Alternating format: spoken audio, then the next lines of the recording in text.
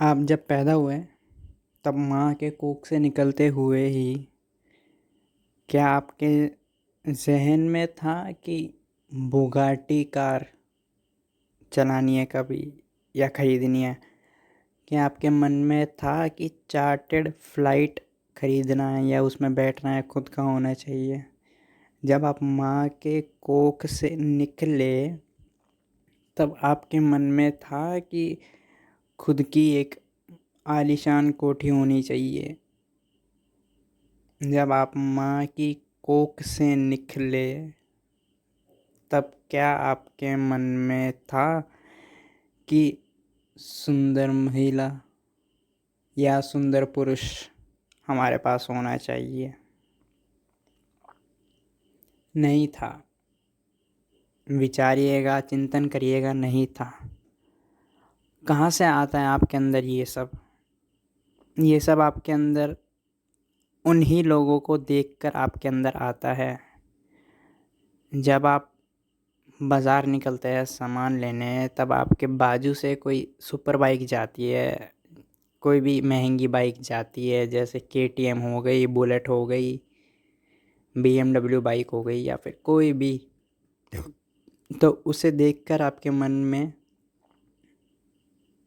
लालसा जगती है, लालच जगता है कि मुझे भी चाहिए। ऐसे ही महिला और पुरुष के मामले में भी होता है। जब आप वेब सीरीज़ देखते हैं, जब आप अपने विद्यालय जाते हैं, जब आप सुंदर महिला को देखते हैं अपने सामने वेब सीरीज़ के अंदर या विद्यालय के अंदर, तब आपके अंदर मन करता है कि इसे अपना दोस्त बना ले। और अगर आप महिला हैं तो आपके लिए पुरुष के संबंध में कि इस पुरुष को अपना दोस्त बना ले। जब आप कोई फील्ड में जाते हैं, जैसे बिजनेस फील्ड में जाते हैं, तो वहाँ पे आप सुनते हैं नाम अंबानी का, तो अंबानी को आप रोल मॉडल बना लेते हैं। क्यों? क्योंकि अंबानी के बारे में आपको पता लगा, इसलिए आपने उसे अपना रोल मॉडल बना लिया। तो ध्यान रहे, शुरू से माँ की कोख से किसी के मन में कुछ नहीं होता, किसी को कुछ पता नहीं होता। आप जानते हैं, देखते हैं, सुनते हैं, तभी आपका मन जगता है, तभी आपके मन के अंदर एक अभिलाषा जगती है, एक मांग जगती है, वांट, कि आई वांट दिस, मुझे यह चाहिए, मुझे यह हासिल करना, I want to achieve it. तो जीवन भर, बचपन से लेके जब से आप माँ की कोख से निकले हैं, तब से लेकर मृत्यु तक आप जो भी देखते हैं, सुनते हैं, समझते हैं, पढ़ते हैं, महसूस करते हैं, आपके मन के अंदर वांट जगती है उसके प्रति।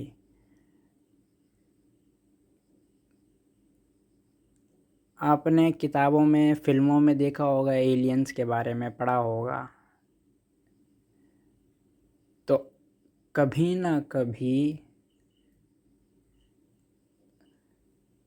आपके मन में एक वांट जगी होगी कि मुझे भी एलियन को देखना है, मुझे एलियन से मिलना है, या पीके मूवी देखने के बाद, या जादू कोई मिल गया मूवी देखने के बाद। क्यों? क्योंकि आपने एलियन के बारे में तब पढ़ा, सुना, मूवी वगैरह में देखा, इसलिए आपके मन के अंदर जगी आशा। ऐसे ही चाहे आप कितना भी कंट्रोल कर ले, चाहे आप कितनी भी कोशिश करें कंट्रोल करने की,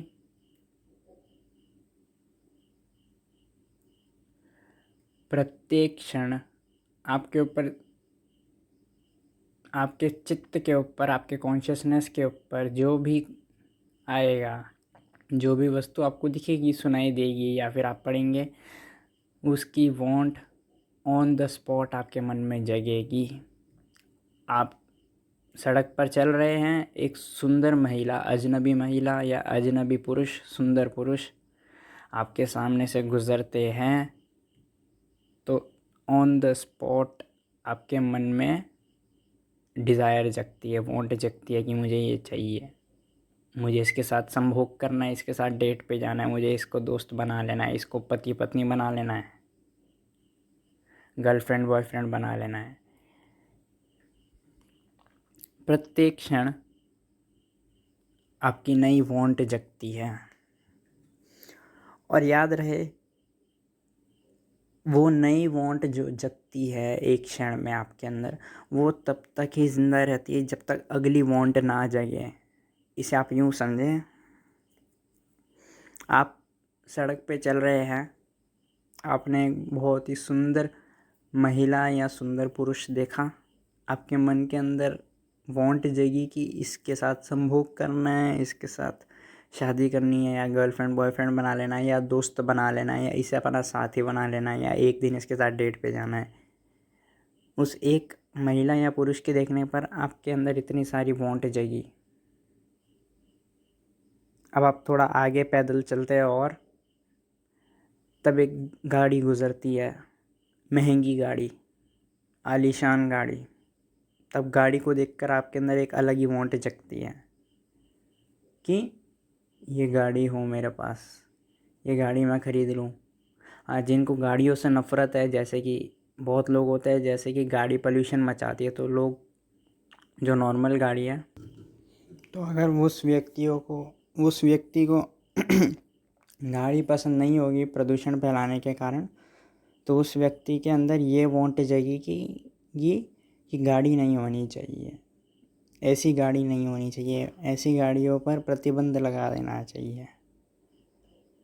तो यहाँ पे एक चीज़ गौर करने वाली है, पहले उसकी वांट थी कि यह सुंदर पुरुष या महिला मेरा साथी बन जाए या साथी बन जाए। उसके बाद जैसे ही उसने गाड़ी देखी, तब नई वांट जग गई गाड़ी को देखकर। तब वो जो पिछली वांट थी उसे वो भुला दिया, उसे वो पीछे छोड़ दिया। ऐसे ही प्रत्येक क्षण जो आपकी वांट है, अगले क्षण वांट जब नहीं आ जाएगी, नई वांट आपको पकड़ लेगी, नई वासना आपको पकड़ लेगी, तो जो पिछले क्षण की जो वासना थी, the desire of the last moment जो थी, वो मर जाएगी, वो ख़त्म हो जाएगी। और यही सच्चाई है कि जब नई वासना पकड़ती है तो जो पिछली वासना होती है वो मर जाती है, उसे भुला देता है इंसान। जैसे अभी आपने गाना सुना तो आपके अंदर वासना जगी नाच ले, गाना बज रहा है, गाना सुनते सुनते नाच ले, वांट जगी। लेकिन जैसे ही आपके फ़ोन पर कॉल आता है आपके बॉस का, फिर आपको याद आता है हाँ एक प्रोजेक्ट दिया गया है, एक असाइनमेंट दिया गया है इस बॉस द्वारा, तो मुझे वो करना है। तो बॉस के कॉल आने पर एक नई वासना जगी, वांट जगी, असाइनमेंट करना है और डांस बंद करना है। तो जो भी आप देखते हैं, सुनते हैं, समझते हैं, महसूस तक करते हैं, जैसे सर्दी या गर्मी महसूस करते हैं तो आपके अंदर वांट जगती है। अगर आप सर्दी महसूस करते हैं तो आपके अंदर वांट जगती है कि मैं जैकेट पहनूं या कुछ ऐसा पहनूं कि मेरा शरीर गर्म हो, ठंड ना लगे। तो जो भी महसूस करते हैं, जो भी देखते हैं, सुनते हैं, समझते हैं, सब कुछ वांट पैदा करता है, वासना पैदा करता है आपके अंदर। और प्रत्येक क्षण, हर एक सेकंड, मिली सेकंड वासनाएं बदलती रहती है, क्योंकि नए नए प्रभाव आते रहते हैं आपके ऊपर, नए नए इम्प्रेशन आपके ऊपर पड़ते रहते हैं, नई नई छाप छोड़ते रहते हैं आपके ऊपर, कोई ना कोई, कोई ना कोई, कोई ना कोई। इसलिए क्यों इस्लाम में बोला जाता है कि 5 बार नमाज पढ़ें? क्योंकि दिन में 5 बार अल्लाह का नाम लेगा मुसलमान तो अल्लाह की तरफ वासना जागे, यानी अल्लाह का स्मरण रहे। और बाकी धर्मों में भी बोला जाता है, किसी में जैनों में बोला जाता है कि रोज़ दिन में समय को प्रतिक्रमण करें। क्यों? क्योंकि ध्यान का स्मरण रहे और ध्यान से भटके ना, ध्यान को भूल ना जाए। ऐसे ही योगी कहता है कि रोज़ योग करो। क्यों? क्योंकि रोज़ योग करने से जिस क्षण योग कर रहे होंगे उस क्षण वासना जागेगी योग करने की, भूल ना जाए। जैसे मैंने अभी उदाहरण दे के पहले समझाया ना कि जैसे ही नई वासना पकड़ती है, जो पुरानी वासना होती है उसे मनुष्य भुला देता है, जो पुराना जो देखा हुआ होता है उसे भुला देता है, फिर वो नई वासना में पड़ जाता है। ऐसे ही यही समझा सारे धर्मों ने, सारे लोगों ने, सारी सभ्यताओं ने, तभी उन्होंने नियम बना दिया कि दिन में एक बार आप ये करें ताकि इसका स्मरण आपके अंदर बना रहे रोज़ जीवन भर। तो एक बात सत्य है कि प्रत्येक क्षण, every moment your desire changes. प्रत्येक क्षण आपकी वासनाएं बदलती रहती है, नई वासना पकड़ती रहती है, पुरानी वासना छूटती रहती है।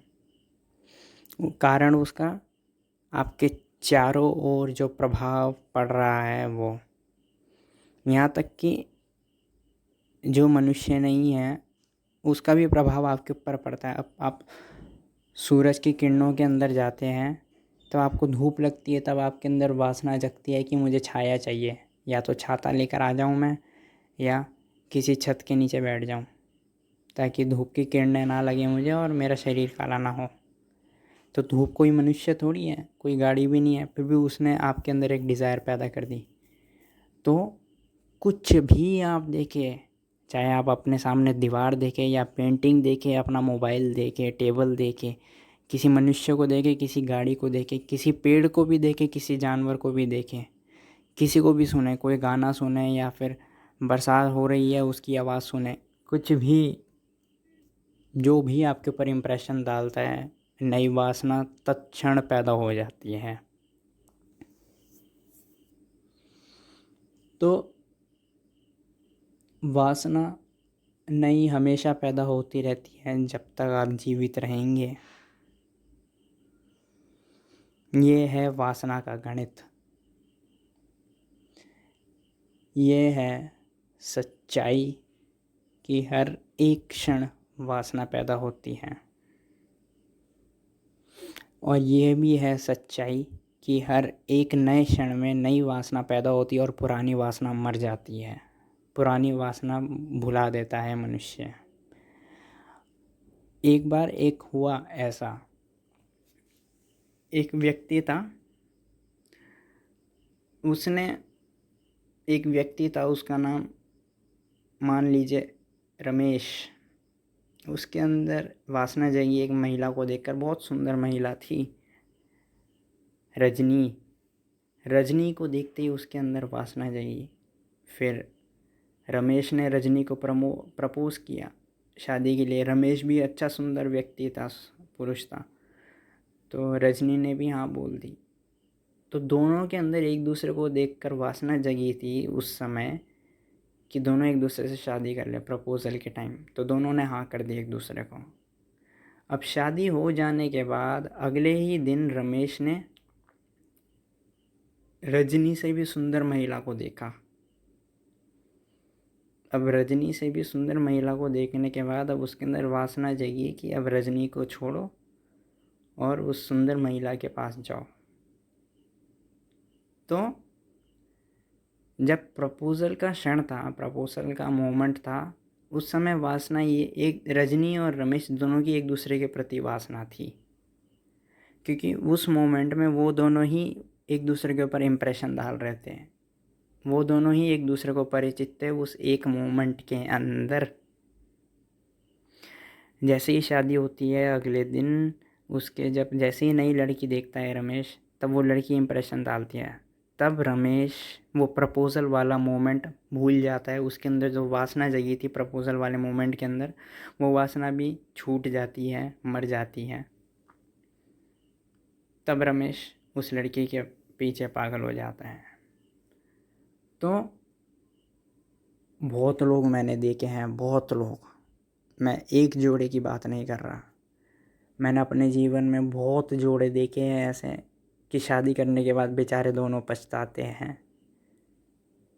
हाँ, ये बात बिल्कुल सच है कि जिस समय वो दोनों एक दूसरे को प्रपोज़ल करते हैं, लड़के लड़की, वो एकदम सच होता है क्योंकि वो उस मोमेंट का होता है। लेकिन जैसे ही समय के साथ नए नए इम्प्रेशन पड़ते रहते हैं, नई नई वासनाएं जगती रहती हैं, तब मन बदलता है, प्यार भी बदलता है। वो भी सत्य है। सुनने में भले ही कठोर लग रहा होगा, आपने तो जीवन भर यही सुना होगा कि लड़के लड़की शादी करते हैं, जीवन भर एक हो जाते हैं एक दूसरे के लिए। नहीं, अगर वासना के हिसाब से देखें तो ऐसा नहीं है। हाँ, ये बिल्कुल सच है कि जिस समय शादी हो रही होती है, जब एक दूसरे का ही प्रभाव एक दूसरे पर होता है, उस समय भले ही अटूट प्रेम हो, लेकिन वो केवल उस क्षण को ही बिलोंग करता है। वो जो भी लव होता है उन दोनों के बीच, वो केवल उस मोमेंट का ही लव होता है। जैसे ही मोमेंट बदलता है, नए इम्प्रेशन बढ़ते हैं, नए लड़के लड़कियां जीवन में आते हैं उनके, तब वासना बदलती है, तब वासना नए लड़के लड़कियों पर जाती है। ऐसा ही हर मनुष्य के साथ होता है। कितना ही धार्मिक व्यक्ति हो, कितना ही धार्मिक व्यक्ति हो, कोई से भी धर्म का हो, चाहे मुसलमान हो, हिंदू हो, जैन हो, बौद्ध हो, कितनी ही पूजा नमाज या ध्यान करता हो, कितना ही मंदिर मस्जिद सिनेगॉग जाता हो, उसको अगर मैं पॉर्न दिखा दूँ तो पॉर्न का जो इम्प्रेशन उसके अंदर जगेगा, पड़ेगा, फिर उसके अंदर वासना जगेगी कि मुझे भी संभोग करना है। जो देखता है उसे जानता है और उसे फिर वांट जगती है कि मुझे भी करना है। तो कितना ही धार्मिक व्यक्ति हो, कितनी ही उसने पूजा पाठ करी हो पूर्व में, सब भुला देता है। उस मोमेंट के अंदर उसके अंदर ये वासना जगती है कि मैं करूं। तो कहने का तात्पर्य यह है, every moment is different in your life. प्रत्येक क्षण भिन्न है आपकी ज़िंदगी के अंदर, और प्रत्येक क्षण एक नई वासना को जन्म देता है आपके अंदर। हाँ, वो बात अलग है कि आप उस वासना को एग्जीक्यूट, यानी उस वासना को आप अमल में लाते हैं। वासना तो मन के अंदर जगती है, कौन किसको पता लग रहा है अभी कि आपके मन के अंदर क्या वासना जग रही है, या आपको कैसे पता मेरे अंदर अभी क्या वासना जग रही है। मेरे मन के अंदर, मन की वासना मन के अंदर रहती है। जब उसको अमल में लाते हैं तब दूसरों को पता लगता है। जैसे एक के अंदर वासना जगी कि मुझे पेन चोरी करना है, तो वो अभी हाल फिलहाल मन में है। जब वो एग्जीक्यूट करेगा, अमल में लाएगा, पेन चोरी करेगा, तब दूसरों को पता लगेगा कि इसने पेन चोरी करी है।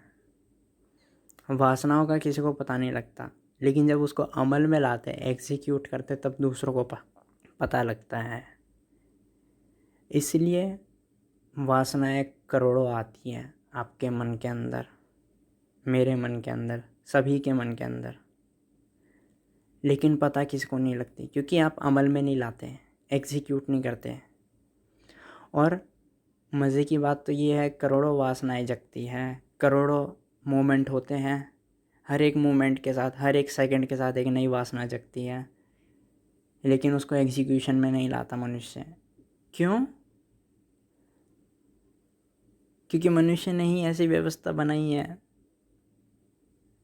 कि नेचुरल मत बनो, नैसर्गिक मत बनो, जब जो मन करे वो वैसा मत करो, नियम कायदे कानून के साथ रहो। तो एक बात सुनिए, वासना जगना एकदम नेचुरल प्रोसेस है, और जो नेचर के खिलाफ जाता है वो भुगतता है।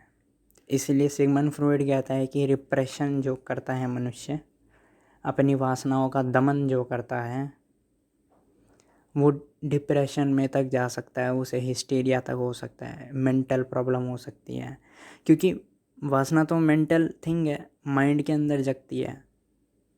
तब माइंड को ही मारोगे तो माइंड के अंदर ही हेल्थ प्रॉब्लम होगी। इसलिए जो व्यक्ति जितना नैसर्गिक होता है, यानी जब जो वासना उसके अंदर जगे तब वो उसको अमल में ला दे ऑन द स्पॉट, वो मनुष्य उतना ही सुखी रहता है। ये बात हमेशा ध्यान रखिएगा। वो मनुष्य उतना ही हल्का रहता है, और जितना आपका माइंड हल्का रहेगा उतना आप हल्के रहेंगे। और हल्का कैसा रहेगा? जब जो वासना जगे उसको एग्जीक्यूट कर दो। अब वासना कैसी भी हो सकती है, कैसी भी वासना हो सकती है। किसी की हत्या करने की भी वासना हो सकती है, किसी का बलात्कार करने की भी वासना हो सकती है, किसी को प्रेम करने की भी वासना हो सकती है, किसी को केयर करने की भी वासना हो सकती है, किसी की पैर छूने की भी वासना हो सकती है, किसी को गुड मॉर्निंग बोलने की वासना हो सकती है, कोई नया मोबाइल ख़रीदने की वासना हो सकती है, कोई नया करियर परसू करने की वासना हो सकती है, या जो अभी करियर चल रहा है उसे रोक कर कोई दूसरा करियर बदलने की भी वासना हो सकती है। करोड़ों प्रकार की वासनाएं हो सकती है, अच्छी बुरी दोनों। जब जैसी वासना जगे उसको तब एग्जीक्यूट अगर कर देंगे, आप अमल में ला देंगे, तो आपसे हल्का व्यक्ति कोई भी नहीं होगा आपके चारों ओर, क्योंकि बाकी सारे तो दमन करते आ ही रहे हैं। वो केवल वही अमल में लाते हैं जो सभ्यता ने बोल रखा है, जो उन्हें नैतिक शिक्षा ने पढ़ा रखा है। तो नैसर्गिक बनिए